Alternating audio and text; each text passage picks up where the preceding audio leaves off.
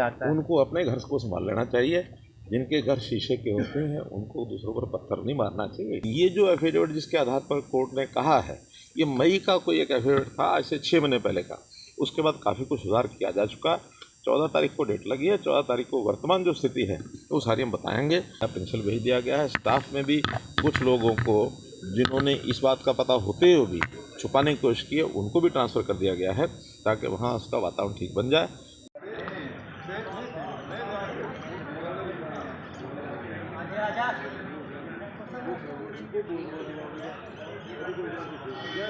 कनाल जब भी कभी मैं इस प्रकार से आता जाता हूँ तो कनाल में रुकता हूँ, और यहाँ आने के बाद ये जो अभी नारी निकेतन का भवन बना है, वास्तव में पूरा ये 6 एकड़ के ऊपर कई बिल्डिंग्स बननी है, उसका एक पोर्शन ये नारी निकेतन है।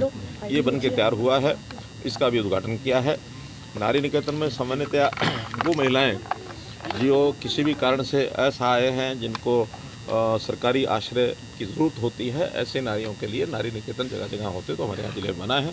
साथ में एक वर्किंग वुमेन हॉस्टल ये भी बनाया जाएगा, और ये सारी जो प्रकल्प हैं ये ठीक से सुचारू रूप से चलते रहे, आत्मनिर्भर हो जाए, तो इसके एक पोर्शन में एक मार्केट कम्प्लेक्स बनाया जाएगा कमर्शियल, ताकि उसकी इनकम से आय से ये सारी व्यवस्थाएँ चलती रहें। तो इस प्रकार का ये 6.5 एकड़ का एक प्रोजेक्ट पूरा तैयार होगा, तो इसका बहुत बड़ा लाभ। सर, हाईकोर्ट ने संज्ञान लिया है 538 स्कूलों में शौचालय नहीं है, और जींद में एक प्रिंसिपल पर यौन शोषण के आरोप लगे हैं। सरकारी स्कूल का प्रिंसिपल। ये अलग अलग चीज़ें हैं। जहाँ तक जींद का विषय है, जींद के विषय में हमने संज्ञान लिया है, उसके खिलाफ कार्रवाई की गई है, उसको जेल के अंदर डाल दिया है, उसके खिलाफ हो गई है, और हम कोशिश करेंगे और इससे ज़्यादा सख्त जो भी कोई कानून के दायरे के अंतर्गत उनके खिलाफ कार्रवाई की जा सकती है वो करेंगे। वहाँ नया पेंशन भेज दिया गया है। स्टाफ में भी कुछ लोगों को जिन्होंने इस बात का पता होते हुए भी छुपाने की कोशिश की है, उनको भी ट्रांसफ़र कर दिया गया है ताकि वहाँ उसका वातावरण ठीक बन जाए।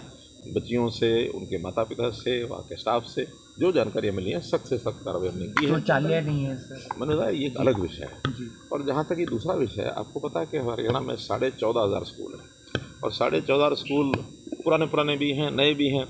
इतने पुराने भी है उसमें जो 1962 के भी स्कूल ऐसे बने हुए हैं, उनकी बिल्डिंग सा नई बिल्डिंग बनाने के लिए, नए कमरे बनाने के लिए सारा प्रपोजल चल रहा है। जहाँ जहाँ इंफ्रास्ट्रक्चर कम था उसको हमने बनाना शुरू किया। लेकिन ये जो एफिडेविट जिसके आधार पर कोर्ट ने कहा है, ये मई का कोई एक एफिडेविट था, आज से 6 महीने पहले का। उसके बाद काफ़ी कुछ सुधार किया जा चुका। 14 तारीख को डेट लगी है। 14 तारीख को वर्तमान जो स्थिति है वो सारी हम बताएंगे।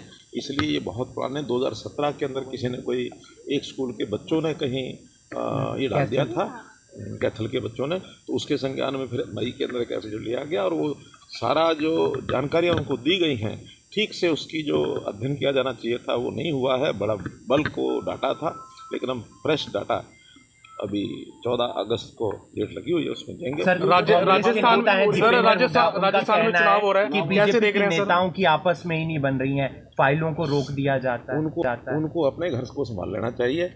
जिनके घर शीशे के होते हैं उनको दूसरों पर पत्थर नहीं मारना चाहिए। इतनी बात है। राजस्थान की बात है। राजस्थान आज पोलिंग चल रही है। हमारे पास रिपोर्ट ये कि राजस्थान में हमारी सरकार। संकल्प यात्रा को कैसे देख रहे हैं, कब शुरुआत हो चुकी है? संकल्प यात्रा सारे देश भर में ये चलेगी।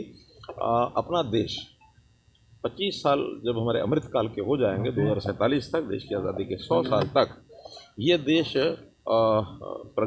अभी प्रगतिशील है, प्रगत राष्ट्र, डेवलप्ड कंट्रीज़ के क्लब में आ जाए। अभी तक दुनिया के केवल 37 देश ऐसे हैं जिनको ये माना जाता है कि उनकी इनकम, पर कैपिटा इनकम उस लेवल की है। हमारी भी कम है, लेकिन प्रधानमंत्री जी ने कहा कि $5 ट्रिलियन क्लब में हम आएंगे, और उसके बाद ये देश डेवलप्ड कंट्री बनेगा।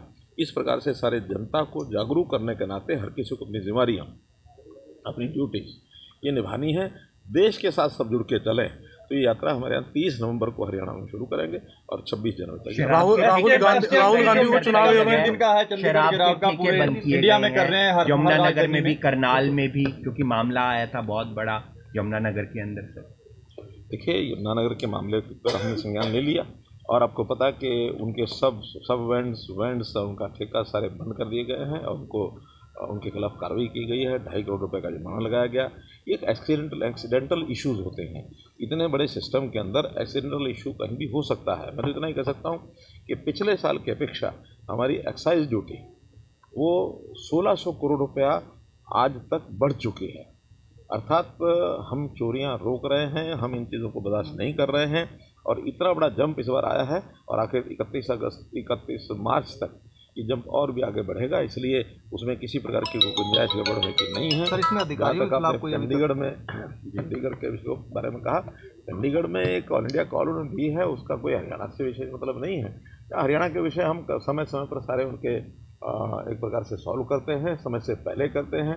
अभी डिमांड उठाई ही नहीं थी, हमने गन्ने का रेट जो है फिक्स कर दिया। आज भी सारे देश में गन्ने का रेट हरियाणा में सबसे ज़्यादा है, 386 रुपये हमने किया है और अगले साल का भी तय कर दिया, क्योंकि आचार संहिता उस समय में लगी होगी, प्रदेश का चुनाव हो रहा होगा, हमने अगले साल का भी अभी 400 रुपये अगले साल मिलेगा, ये भी घोषणा करते हैं। गुरनाम सिंह चढ़ूनी कहते हैं कि वो राजनीति में आ सकते हैं। कहना चाहिए उनको, आना चाहिए, आए जरा मैदान में पता लगेगा। बाबूजी राहुल ये तस्वीरें आपने देखी, मुख्यमंत्री मनोहर लाल आज करनाल पहुंचे थे और ऐसी महिलाएं जिनको सरकारी आश्रय की ज़रूरत होती है उनके लिए करनाल में नारी निकेतन जो पुरानी बिल्डिंग थी उसको नई बिल्डिंग के रूप में तैयार किया गया है और राज्य के उत्तर रक्षा गृह कन्या जो महिला एवं बाल विकास विभाग की तरफ से तैयार किया गया और कई तरह की बिल्डिंग यहाँ पर बनाई जा रही है। करीब 106 करोड़ रुपए की लागत से इन बिल्डिंग्स को तैयार किया जा रहा है और आपको बता दें कि करनाल में एक मात्र पूरे प्रदेश का ये एक संस्थान है जहाँ पर करीब 25 महिलाएं इस समय रह रही हैं और विभिन्न तरह की महिलाएं यहाँ पर पहुंची हैं। आप सभी से गुजारिश है इस खबर को आप ज़्यादा से ज़्यादा शेयर करें। नमस्ते भारत न्यूज़ के लिए करनाल।